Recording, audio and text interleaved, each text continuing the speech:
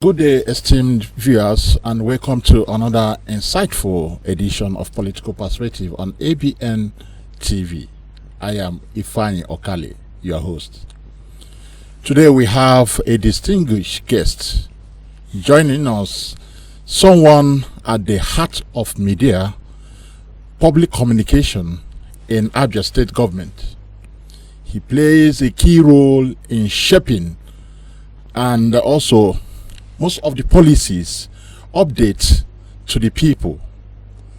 He is none other than Ferdinand, Ekeoma, special advisor to the governor of Abia State on media and publicity. Honorable Ferdinand Ekeoma, you're welcome. You brought that honorable again. Good morning, viewers. Thank you for having me on the show. Okay, let's go straight to what we have today on Political Perspective. The governor of Abia State, Dr. Alex Otti-led administration, has been in office for some time now. Can you provide an overview of the government achievements so far? Thank you once again for having me on the show. To discuss some important issues that border on the performance and activities of the present government led by His Excellency Dr. Alex Otti-OFR. You will recall that shortly after his inauguration as the governor of Abia State on the 29th of May 2023, His Excellency Governor Alex Otti swung into action to provide responsible governance to the people of Abia State in line with the promise he made during the campaigns and the promises he had made over the years in the course of the struggle, and to effectively ignite the much desired change in the polity. The governor started by declaring state of emergency in key government institutions or key areas of the economy, which included health, education, security, environment, and of course road infrastructure. And if you look at these line items, look at these areas where the governor declared state of emergency and decide to assess them one by one, you will be able to identify verifiable results, verifiable progress reports, verifiable facts of performance that look every Abian in the face. Let's look at health, for example. We knew the situation in our health sector, both primary, secondary, and tertiary. So the governor deployed men and resources to look at these key institutions.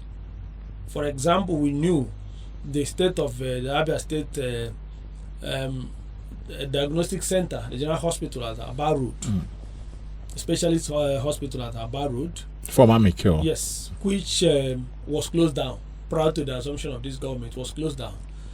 It wasn't functioning again. The governor carried out, through his appointees in that area, carried out a holistic assessment of the challenges confronting the place.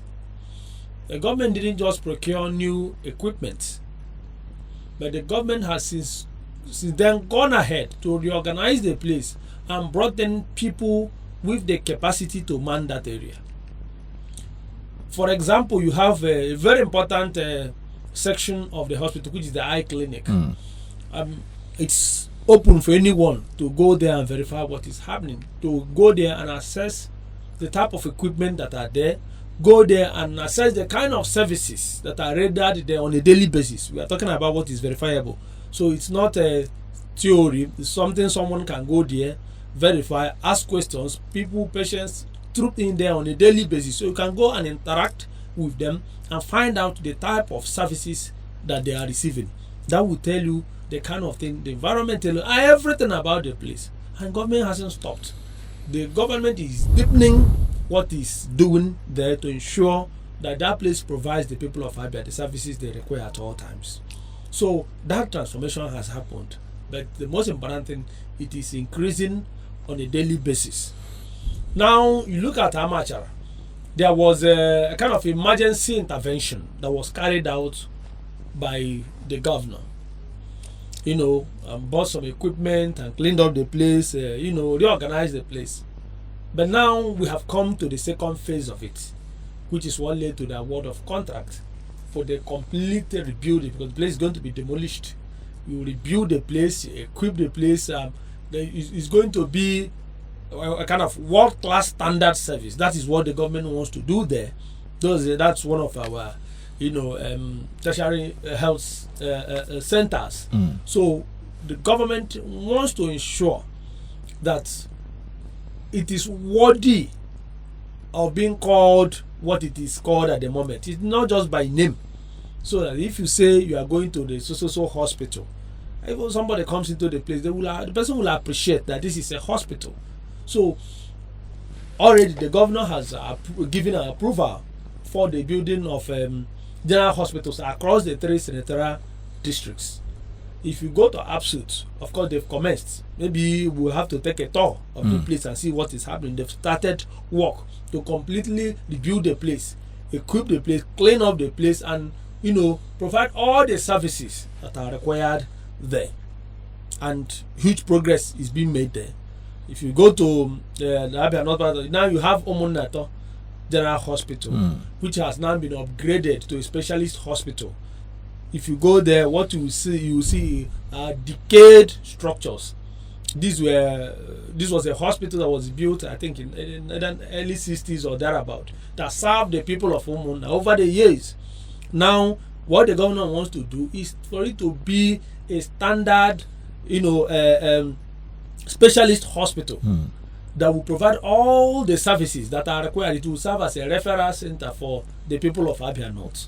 That is what the government. So it is being replicated. If you go to the Aba General Hospital, of course, the outgoing government put some, important equipment there, did something there, but it wasn't somehow purpose built, because certain structures there were converted from what it was to another thing, not really done the way, it will serve the purpose for, the purpose they had in mind.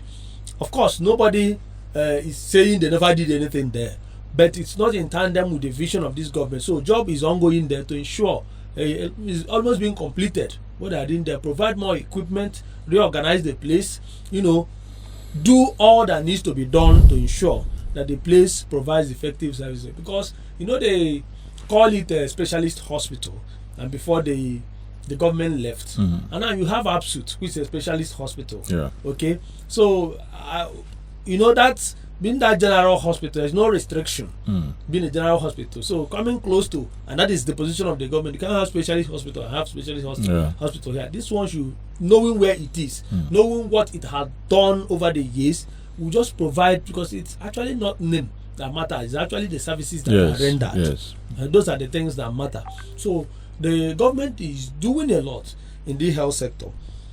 Both the free medical outreaches that have been ongoing have been sustained, and they have been done in a way you measure what was done. For example, you saw the medical mission that was carried out at Absut, between the Belgian people and the Abia State government. You saw what happened there, the number of diagnoses that were carried out, the number of surgeries that were carried out, and all those things. The government did that to impact the lives of people positively, and it did impact. Then if you look at the education sector, which was another area the government declared state of emergency, it's not in doubt that our education sector was in a very shambolic state prior to the assumption of office of this government. Now, the schools were deserted, because as we speak, if you go to most of the schools, you see where you have 200 population, 2 teachers, 3 teachers. I'm talking what is verifiable, and that is how it is. Maximum you will see 6 or 7, where you have 400. So what the government has done first was to come up with the policy of what the governor called discriminatory welfare package to encourage teachers to go back to the classrooms, because we knew the major reason why teachers abandoned the classrooms. They weren't being paid salaries. So most of them, while some left, some went to the ministries and were of course doing nothing. So what the government has now done was, first, come up with that policy to extend the retirement age from 60 to 65. That has already been implemented. 3, you see the training and retraining that was done and is being done by a reputable consultancy firm which has been working for Lagos State. They have been here since last year. After they did the initial training, the government signed a contract with them to train and retrain our teachers, and that was why 200 master trainers were trained last year to now train our teachers across board, and that is happening. So here it is carrying out effective training of coming up with all kinds of policies and initiatives that would upgrade and update our teachers across our public schools, and that is happening. Now you look at this introduction of impressed account kind of thing, where heads of schools are giving 100,000 every month for running of schools. What does the government want to achieve? It is to stop that extortionist practice that happens in our public schools, where you see teachers, they say they want to buy tissue, they want to buy broom.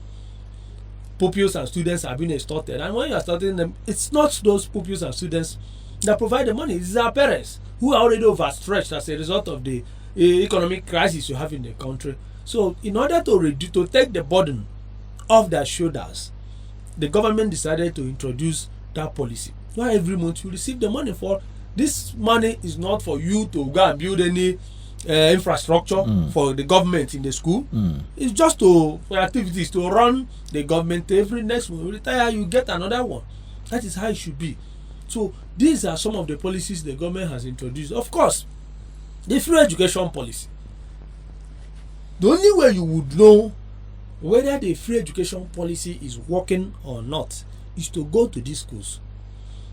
Ask what was the population of this school before the introduction of the free education policy. I know a school that had a population of 85. They are 165 as we speak. That's the impact of that.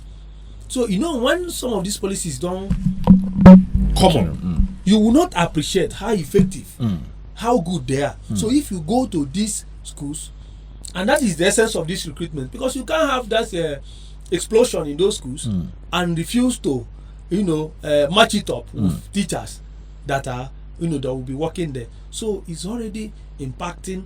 The free education policy will go a long way in alleviating suffering of the parents and guardians.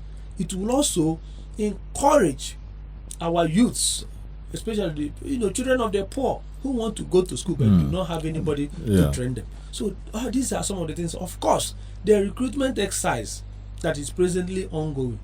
Initially, what the government wanted to recruit was 2,500 for a start. And when we saw the number of people that applied, that showed interest, and that tells you, because some persons were now beginning at a point to give the impression that people no longer want to teach again, but they've seen a lot of people want to teach. It's not all about poverty, okay, or people wanting to earn money, but people have seen a responsible government, because there is even nobody that wants to work where he will not be paid. So people now know, even those who originally have the passion to teach, now know that they have a government that will every month pay them. Nobody will tell them any stories.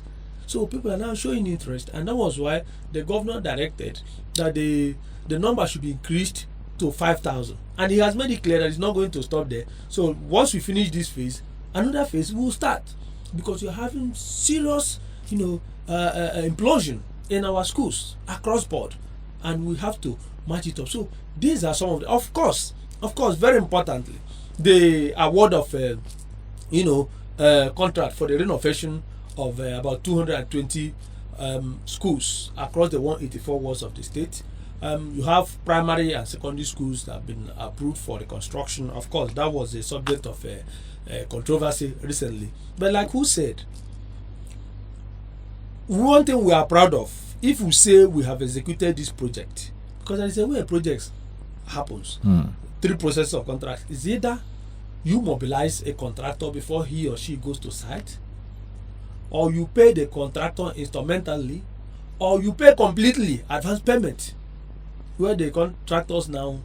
So if a government reports and say so amount of money has been approved or spent for so this thing, it does not necessarily mean that the whole money has been paid or that the project in question has been done.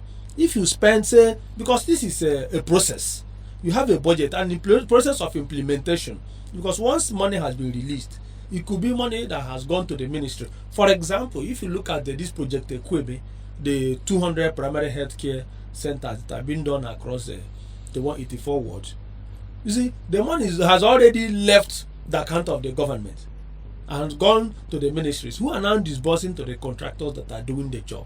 So when you want to do your report, because the money has left government, you cannot say that the project is not on or has not been taken care of. The most important thing is that nobody, including contractors, and they know it, can take a dime or disappear with our 1 naira. You must do the job, and in the end, if we say we have built 200 schools, we are all here now. We will calculate them. We will count whether the schools were actually built or not. We are not going to make false claims about any project. It's either the project has not been completed, it's a process is on, or it's going to be done. But once it has been initiated and captured in the budget, once you are doing your report, they must be captured. And of course, once you see a report on the website, don't forget that once the audited account has not been given, every other thing that appears there is subject to review. Okay, can I come in there, please? Not that I know you are still have your words. See, on that issue of rehabilitation of schools and other things, I saw it on the site, yes, whereby the amount. Why I decided to, because most times it's not tackling the government. It's just to make sure people out there will know what is happening. When I saw it on the site of the state government, I decided to download and go through it. When I saw 53 point something billion, yes, 53 point something billion, then 80 something percent completed. Then I keep asking, 80 something, 83 or 84% completed. Does it mean all those schools have been rehabilitated? No, that's not what it means. Okay, because people were asking me when I saw it. I was so, when you also, even on my wall, you asked me where did I say no. Why I don't want to argue, because most times I don't bring out fake information on my personal platform. I decided to keep calm. Well, I tried to call you back to tell you, look at what I'm saying. That site, is it a clone site or the pure state government site? Well, I know it's a state government site, but I still argue, personally, I still argue on that. If 53 point something billion was spent, because I saw 80 something percent completed, that means where are the schools? That's what people are asking. Where are the schools? Now you are giving me a different narrative on that. Of course, you see, when there you have these publications, these reports, there is what I think explanatory notes. Okay. There is another nomenclature for it that will now give you breakdown, details of what, because sometimes these descriptions are not understood on the face value. Okay. What you see there, for is NGF and federal government that came up with these nomenclatures. For example, you hear planting of tree. People think it's just tree planting. That's the caption. Yes. Some of the captions are very funny. You understand? And you have effective, what do you call it? Effective forever of the agricultural sector. Okay. People just take it from the nomenclature. And that is why, in my humble opinion, some of those nomenclatures actually need to be reviewed. Yes. The way they sound very funny. Yes. That is the truth. They sound so a layman, and it will take you explaining to make somebody understand that what they think is not actually what that thing means. Let me give you another example. Say 5 billion was spent in the office of the governor. People will now assume, but that is how it is captured. For example, in Abia own, because the office of the governor had key institutions that were moved into the office of the governor, or they were, controlled from the office of the governor by the former government. It wasn't this government that introduced it. Of course, we've gone to the house to remove most of these things out of, to stop the embarrassment. You have an agency like Aspins, is domiciled in the office of the governor. You see Abia Transport, domiciled in the office of the governor. You see ASEPA, domiciled in the office of the governor. You see Homeland Security, domiciled in the office of the governor, and others like Abia State Road Traffic agency and all the rest of them. Now, when you see this amount spent, these are funds spent for either both capital projects in those agencies, CAPEX, what is called CAPEX, prevention works and all those things that are done, and of course salaries and the rest of them. So when you look at ASEP alone, there has been a government here. You may wish to ask those people who were here how much was being spent, and you spend hundreds of millions every month.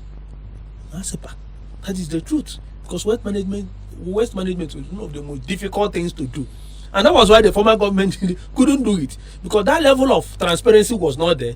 You need to have the heart to spend this money and get the capable hands to ensure they deliver. So I'm just talking that when you now see office of the governor, people think the office of the governor as an individual has squandered 5 billion. So the thing is a serious embarrassment, and that's why I talk about explanatory notes, including the other issue that we raised. You understand? So we are trying to look for a way, to review these things, but those nomenclatures that appear on the budget are not what we don't have the control to change them. It has to come from the federal. But these ones I just mentioned, office of the governor, and of course after the first embarrassment we had to talk to ourselves. We can't continue to struggle to defend these things when you know you've not done anything wrong. Because if you look at the institutions, if I ASEPA as an example, nobody has paid the dime as ASEPA fee. This is almost 2 years this government came on board. Nobody, no Abian can say I paid so amount to this agency as ASEPA fee. But look at how everywhere is. Because you have a responsible government that wants to properly structure this thing. Not this one you use agberos to intimidate people, to harass people. You come to somebody's office, you see multiple notices. Since this government came on board, what have you all right, thank you. Have you seen such extortions and notices left, right and center? Everything has been synchronized. If somebody is asking, you know that you are paying to a legitimate government institution, and because you're paying to a legitimate government institution, nobody is desperate to come and intimidate you or harass you or carry your equipment and paste all kinds of things. That is the sanity. That is the the civility we have brought to bear as far as the present government is concerned. All right, thank you very much, our viewers. Right now we'll go for a short break, and when we come back, still remember that Mr. Ferdinand Ekeoma, the special advisor to the governor of Abia State on media and publicity, is here with us. He will give us a lot of things that has been happening in Abia State. Thank you. We'll come back.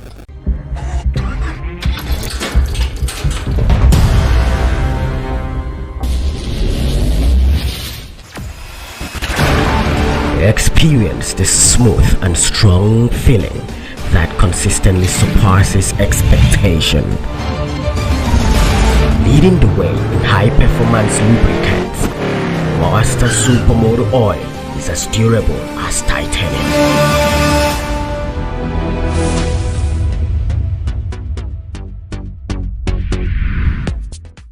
All right, welcome back again to Political Perspective on ABN TV. My name still remains Ifeanyi Okale, your host. See with me here is Mr. Ferdinand Ekeoma, the special advisor to the governor of Abia State on media and publicity. We have discussed a lot, but now, Mr. Ferdinand, the governor of Abia State, Dr. Alice Oti, has emphasized transparency, accountability in governance.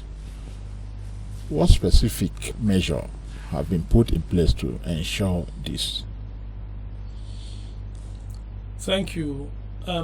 The civil service we met on ground was one that was in a state of disarray. And of course, there is a big difference between a private sector and the public sector. To a great extent, you must adhere to the institutional laid-down rules of the civil service. There are processes.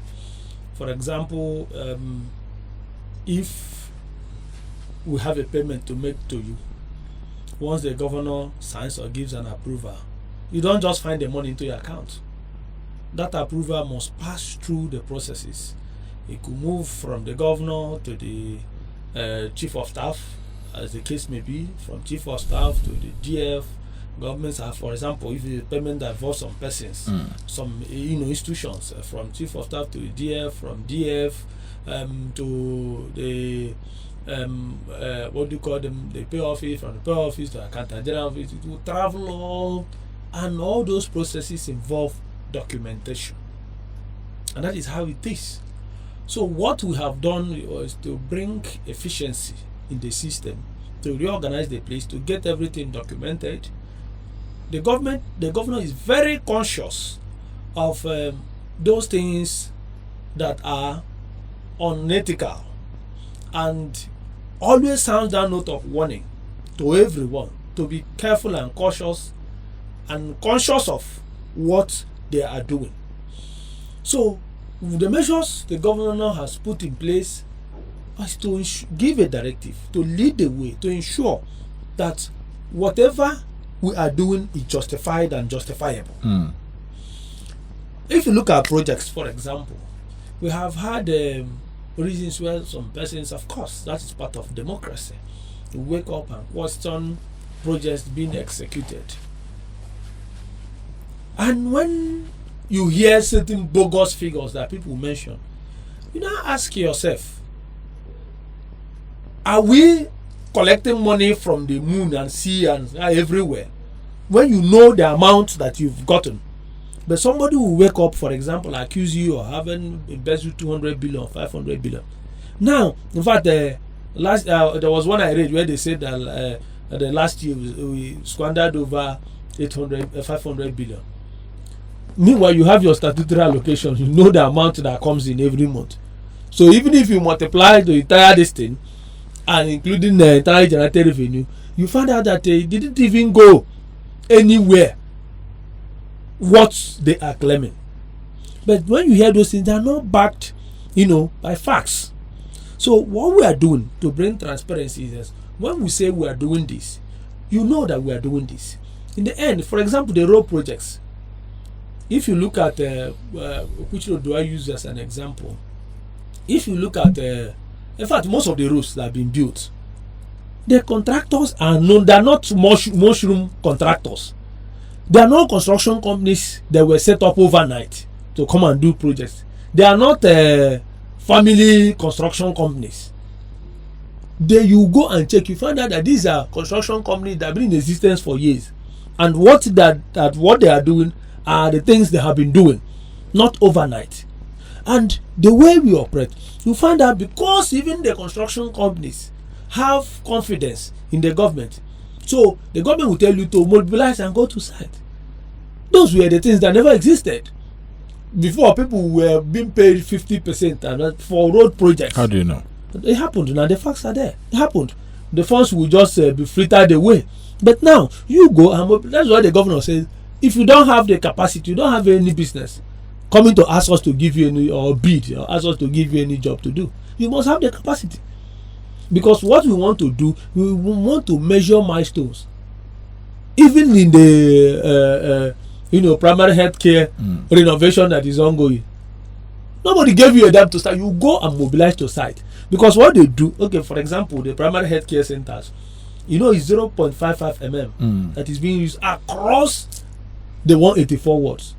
That was the standard set. That was the instruction the governor gave. So you already know that if you are not ready to meet, you don't have any business. That is what you see. One day you go and check, you find out whether there is anyone. Because if they discover that you are not meeting, and they will tell you the height of the roof and everything that you do. That is what is happening.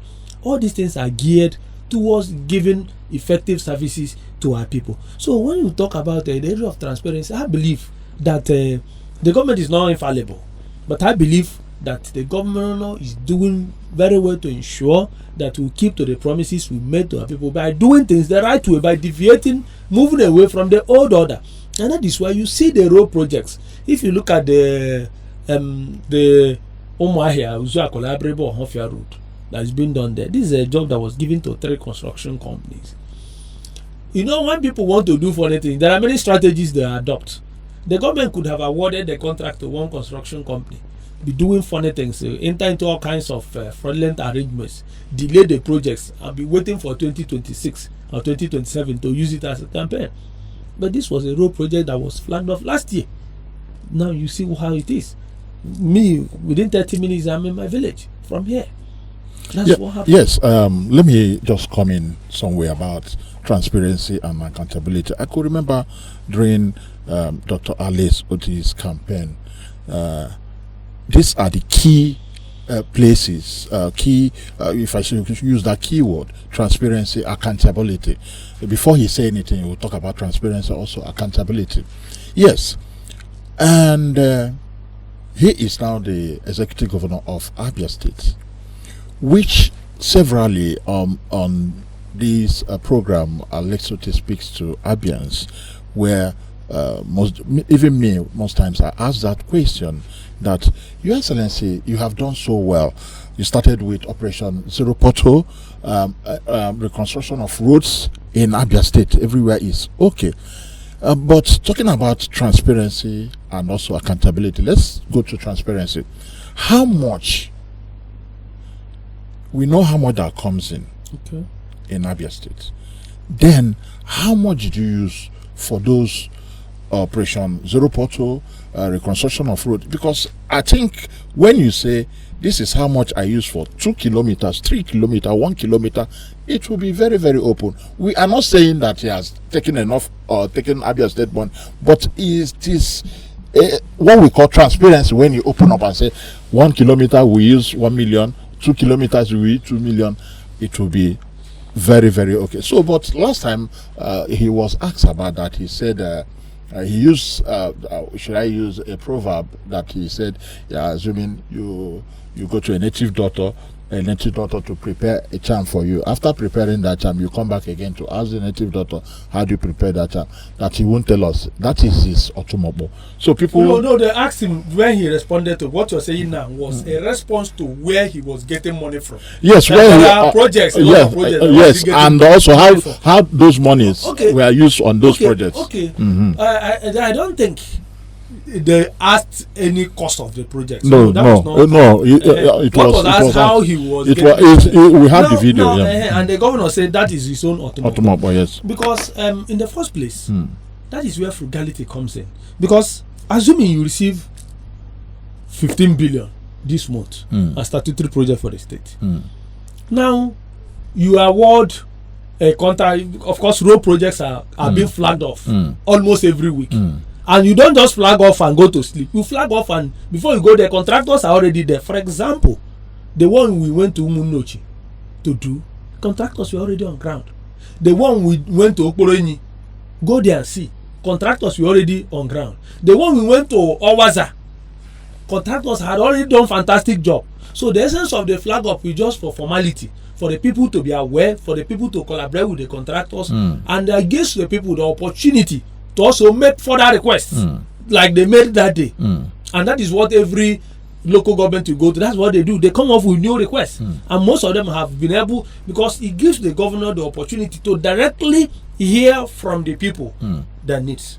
So what the government is doing, like the government says, is transparency. It's frugality in the management of the resources. It's you being able to negotiate well, not allowing contractors to play you. So you know there is a level you get to. Even those who are coming to deal with you will be forced, even if they didn't have they do not have the character or the capacity, or if they have been involved in funny things. Once they come to you, they know that there is no room for that.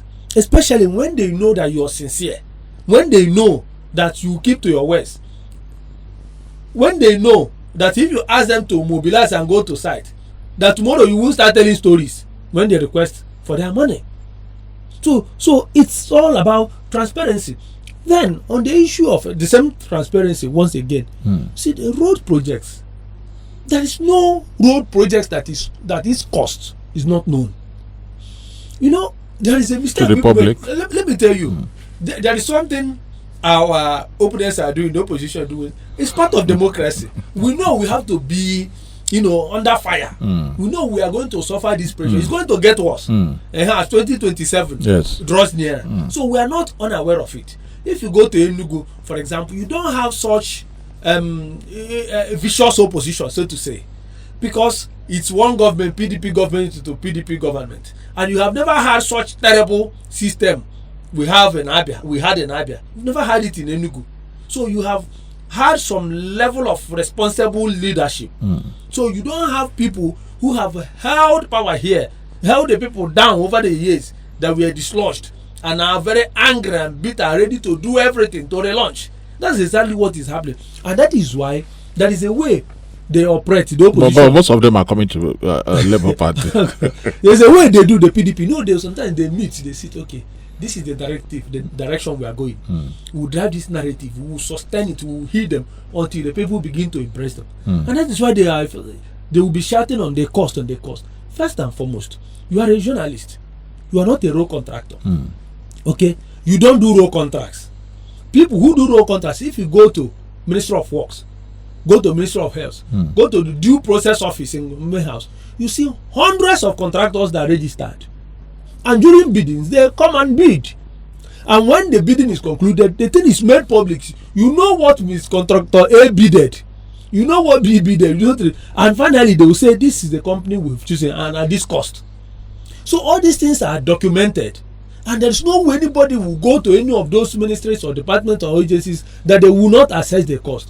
And I had said it before that I have never seen in my life in any part of Nigeria where during road flag offs or construction of a road project, what you see is so road, so kilometer. The client is so person. The contractor is so. There's no way you come and write this 10 kilometers is being built by at so amount of, because even in the course of a road project, sometimes you have reasons to review. What do you call it now? Sorry. Continue. Just continue. You understand? So I'm trying to get the word. Just escaped my mind. So that is the review, because sometimes you see inflation. Yes. In the country that affects the cost the of former bidding. Yes. Okay. So you have reasons to now review and say, okay, we need extra 2 billion. That has to be. And what they will, the two sides will do, will now compare, do the necessary arithmetic, and be able to come to an agreement. So there is no project, and of course it's even impossible to hide the cost of it, because you won't be governor forever now. So the documents are there. The people who bidded and the civil servants, and these things pass through all the channels of civil service. So it's not even easy to hide anything. The projects are there, the costs are there, they are verifiable. Somebody can always obtain the information. So, but they try to do it and make it look as if that the governor will come and say we are building, right on the signboard, the road is being built. Nobody has ever done that anywhere. It's so. But we know, like I said, the opposition we are dealing with, when they throw up this thing and sustain it, people will begin to unconsciously even buy them and feel that is the practice. But it's not the practice anywhere. It's not the practice. So the most important thing is that if we say we are doing this, you see that we are doing it. Like I did mention, at the earlier stage of this interview, both health, education, road infrastructure, it's massive. It's happening every day. Meanwhile, the government has not borrowed a dime. That the governor keeps telling, and we are challenging. Remember, initially there was a time they said that we had borrowed. They said 155 billion. We challenged them to provide the documents. They couldn't provide the documents. You just lied. We have had offers because the governor says, and that's his position. That as a banker, you don't borrow for free. You don't borrow without interest. That once he is able to manage the resources he has, and you receive your allocation, you should be able to utilize what you have to execute this project than going to borrow. So that was when initially, when you have that Kremborg contract finance arrangement, within this thing, we resolve the issue and ensure that the bank were not indebted to anybody. That was what the government did. Let the whole thing within that period. So this government is not owing any contractor. Many contractors will be owed here. We are not owing any contractor. We are not owing any bank. We are making progress. That is how it should be, because the governor has made it very clear that he's not interested in leaving liabilities for the future generation. Because there was a way people operated here when they were here. Because you are a government, or a governor, you had the institutional privilege to go and borrow. People were just borrowing recklessly. And you borrow, you give your friend or your boy that has been following you, you make him a contract, he will go and register a construction company overnight and will start. But you know you can empower the people you like, or who have worked with you, or who are loyal to you. You can empower them without necessarily giving them what is beyond them to go and do. So that is the difference we have in this government. Transparency is there, and the governor will continue to consolidate it, will continue to improve wherever we have shortcomings, because we can never pretend to have gotten everything right. It's if you do so, it means you are, of course, dishonest. If you claim to have gotten everything right. So what we do, we take genuine feedbacks from the people, genuine criticisms. That people criticize you, engage, try to win explanation, doesn't mean that you don't filter some of the criticisms and take the truth, that comes true, and be able to work on yourself, work on your strategies, work on your style, and all the rest of them. All right, so as we heard from Ferdinand, they say information is power. Now we want to admit that the governor of Abia State have done so much giving information to Abians through the program called Dr. Alex Otis Speaks to Abians. Okay, we want to go direct to the pensioners, and we know that the pensioners and the state government for a few months now had a little issue, and we hope that the issue will soon be resolved. We would like you to put more light on, or give us updates about the pensioners and the state government. Thank you once again. In fact, for several years, I don't think Abia pensioners, and this is verifiable, and if you run an opinion poll, go straight to them and talk to them, they will tell you that this is the happiest moment in decades, because they are being paid full monthly pension on time. Full monthly pension. It's unprecedented in the history. We really do not like to give excuses or make reference to the injustices of the past as a defense to whatever challenges we may have. However, it is said that those who don't know history, John Santa said that those who don't know history are doomed to repeat it. So if you don't learn from history, you will see history repeat itself on you. That is the situation. Like I said, and that is, we do not want to suddenly deny the promises we made. The governor promised to pay pension arrears. He promised to pay salary arrears, gratuity, and all the rest of them. Now we came on board. Remember that the governor, as an opposition leader, was on many occasions vilified, abused, blackmailed because of the position he held. I remember when, of course, that is still, yes, I mean when we were in opposition. Okay. When the governor would say, pay pension, pay salary, they were abusing him. They said all kinds of things. They would deny that they were never owing. Or if they want to admit, they tell you that they were just owing 2 months. Do you still hear call and non-call again? Politics. But this was what was glorified to a level that was unbelievable. Call and non-call civil servants.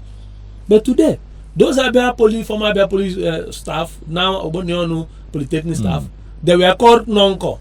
And the people that are happy today, they are celebrating because the arrears are being paid. 32 months. This is verifiable, independently verifiable.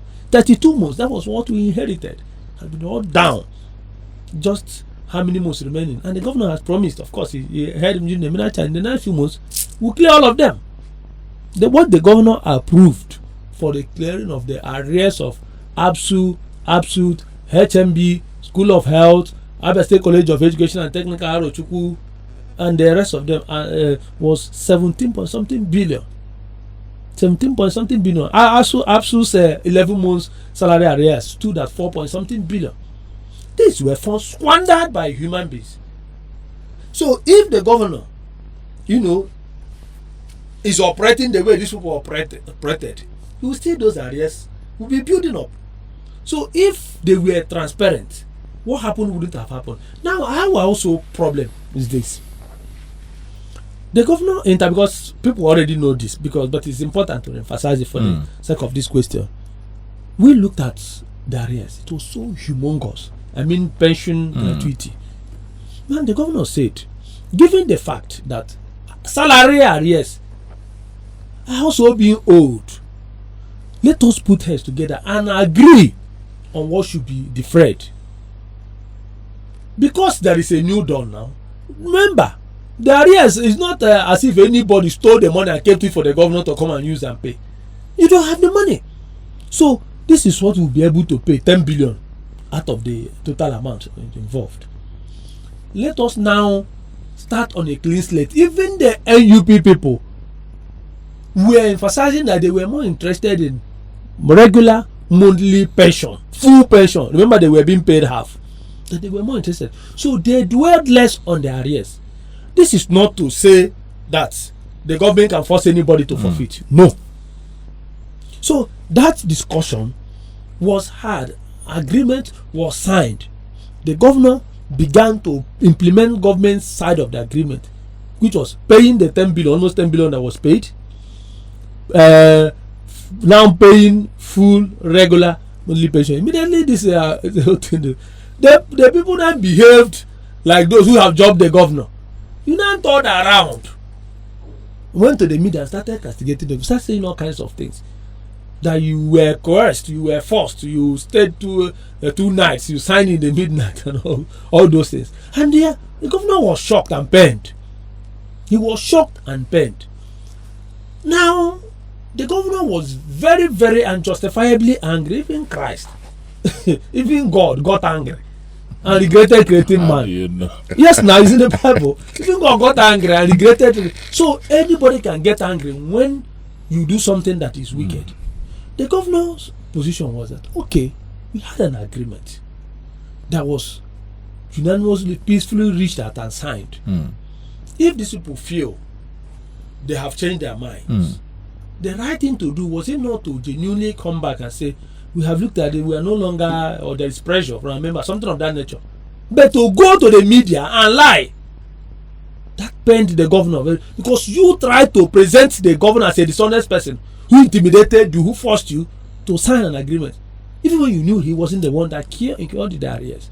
So the governor was very, very angry. That was why he said that they are dishonest people, but that their members are honest, but the leadership.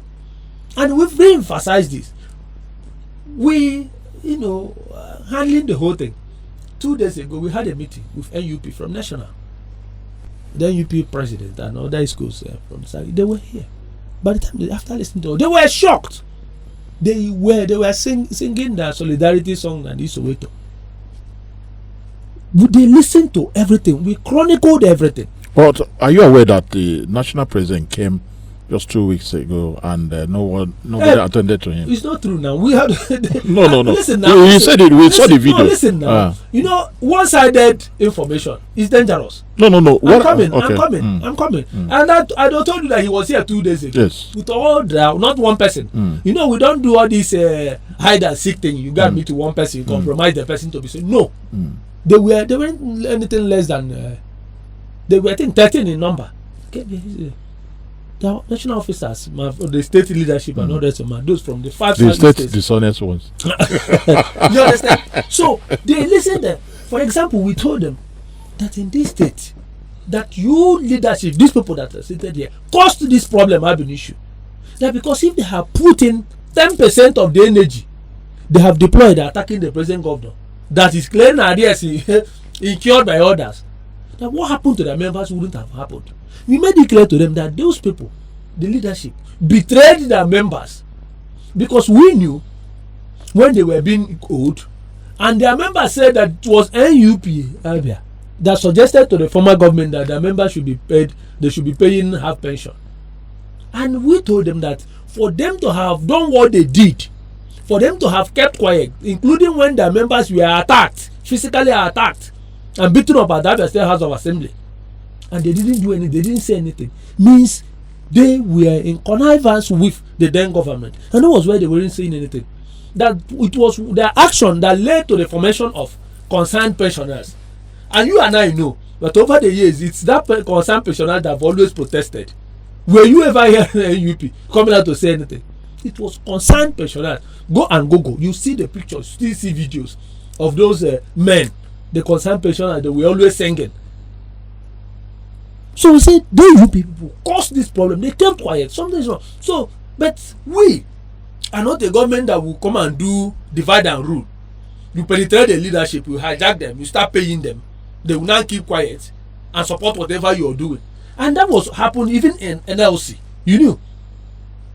It happened in NLC. But are you aware? Are you aware that the governor said that they should refund? When I asked that question, I wanted to know what the governor want them to refund. Is it the arrears? You see, you are making a big mistake. Okay. It is not everything, every statement that is interpreted the way it is. The anger of the government and the problem of the governor is with the NUP leadership.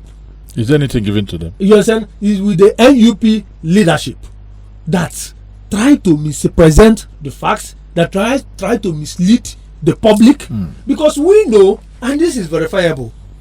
This is very, very verifiable, that their members are very, very happy. You and I, we can move and do independent interview and assessment of them. You will see what they will tell you, because even them, some of them went to church, to do a Thanksgiving after the arrears, the ones that were paid. So, and my position is this, that they are not under our obligation to accept, to say this agreement must stand. We can't impose our will on them. But what we are saying, whatever you are saying, I'm not arguing. Good. What we are saying is the behavior, the lies, because you can't. Even you, if you meet with somebody at a certain level based on trust, and somebody turns out overnight to lie against you, you will be shocked. You will be wondering. My question is still, the governor said this 2 times. The first one, he said they should bring back reform. I want to know what the governor was asking them to reform. What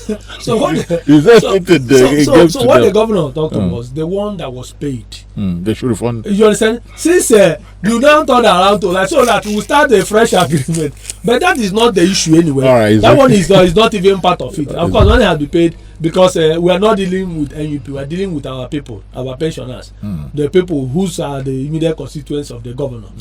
So that was what so we had the meeting. So the process of resolving the whole thing is there, and it must be resolved amicably. The way it will suit our people, the pensioners who are happy. They passed a vote of confidence on the governor. Yes, when I had the news, I personally, to me, I was so happy, because when you talk about the first citizens or the citizens or whatever they call themselves, the pensioners, owing them or whatever, I wasn't, because my parents are also pensioners. I think the governor, I mean my mother, but now if they have met and tried to resolve whatever, I think Abians will be more happier with what the governor have said. While the government has made notable progress, and there are still criticism from challengers or oppositions. How is the administration addressing concern raised by the public and the opposition figures? You mean generally? Generally. No, you see, this is how it's done in a democracy, and these things shouldn't be taken to the heart. Disagreements, opposition views, for me, play a critical role in deepening democracy. We were in the opposition. You played it very well. We played it very well. So we played it very responsibly. So you have first class in low position. We do not expect that the opposition political parties, Yeah. especially the PDP, Mm-hmm. that are bruised and battered, to suddenly disappear or be clapping for us when they knew that they held this state down and assumed and believed strongly that they were going to be here forever or 50 years at least, and this is suddenly bam happened. It's natural for them to. So what we do, we actually filter criticisms. We filter suggestions, contributions, inputs, pieces of advice, and all the rest of them.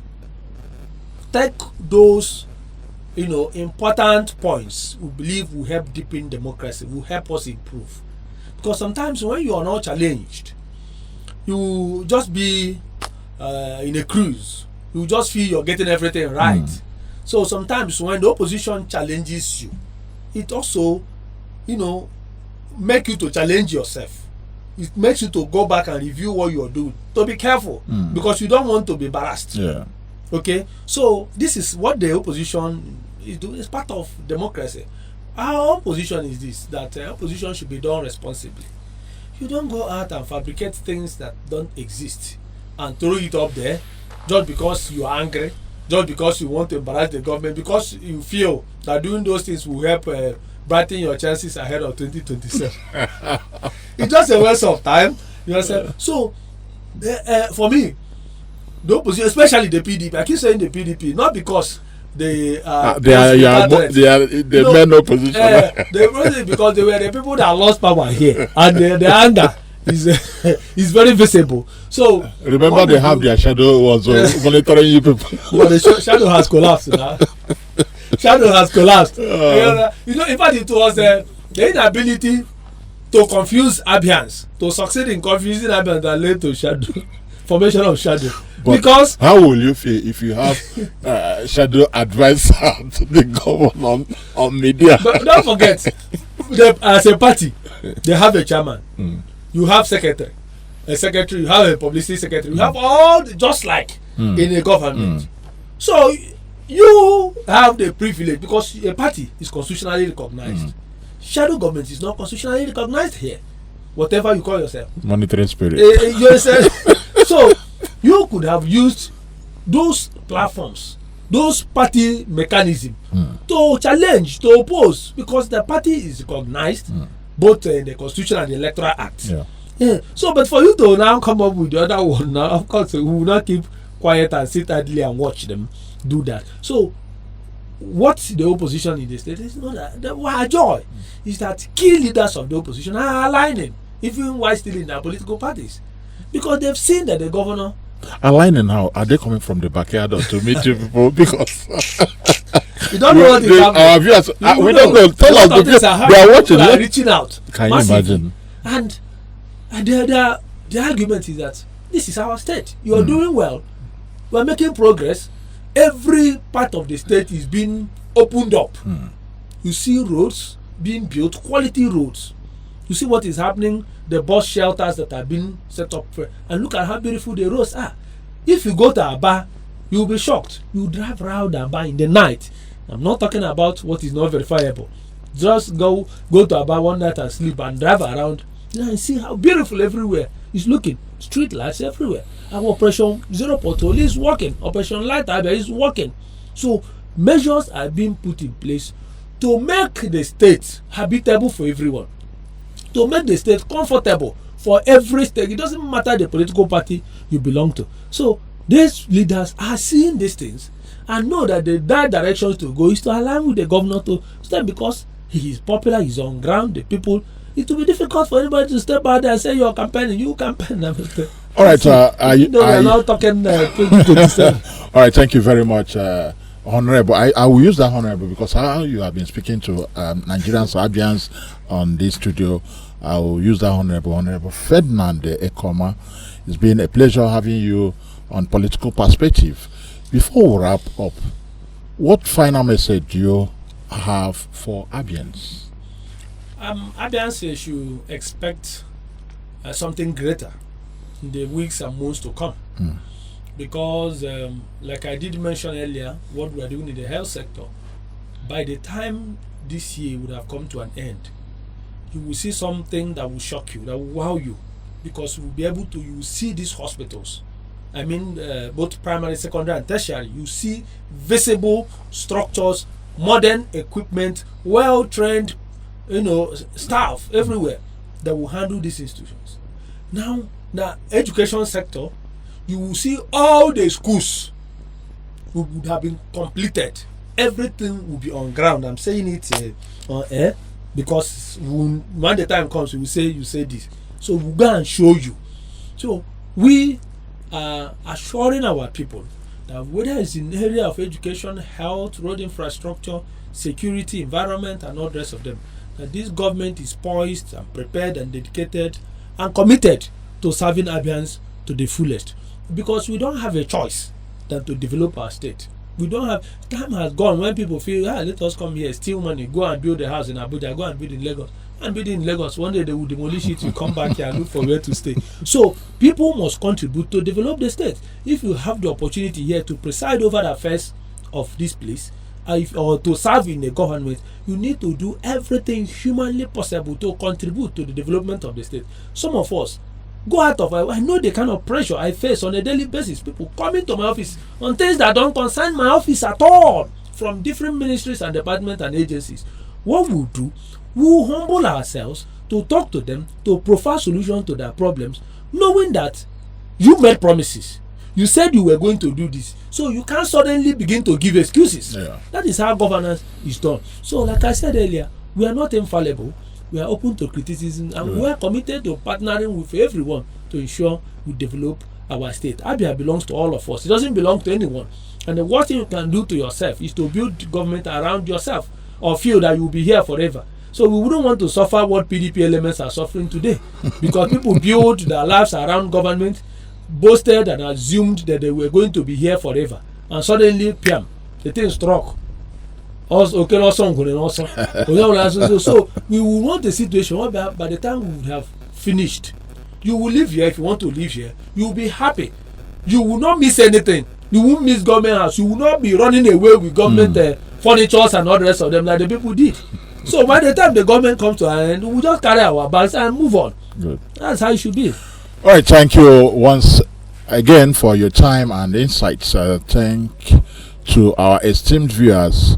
That was Ferdinand, Ekeoma, special advisor to the governor of Abia State on media and publicity. We hope you found this discussion enlightening.